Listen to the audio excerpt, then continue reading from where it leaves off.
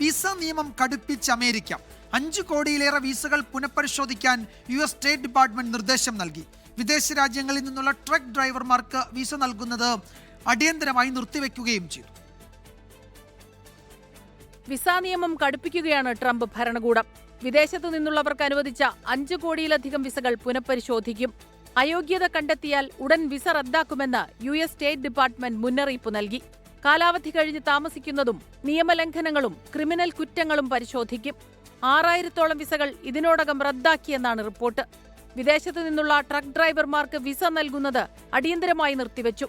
ഫ്ലോറിഡയിൽ 3 പേരുടെ മരണത്തിനിടയാക്കിയ ട്രക്ക് അപകടത്തിനു പിന്നാലെയാണ് നടപടി. ഡ്രൈവർക്കെതിരെ നരഹത്യാ കുറ്റം ചുമത്തി കേസെടുത്തു.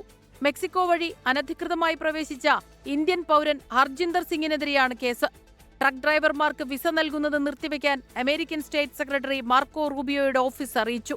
അലക്ഷ്യമായി വാഹനമോടിച്ച് രാജ്യത്തെ പൗരന്മാരുടെ സുരക്ഷയ്ക്ക് വെല്ലുവിളിയാകുന്നു, സ്വദേശികൾക്ക് തൊഴിലവസരങ്ങൾ നഷ്ടപ്പെടുന്നു തുടങ്ങിയ ഗുരുതര ആരോപണങ്ങൾ ഉന്നയിച്ചാണ് നടപടി.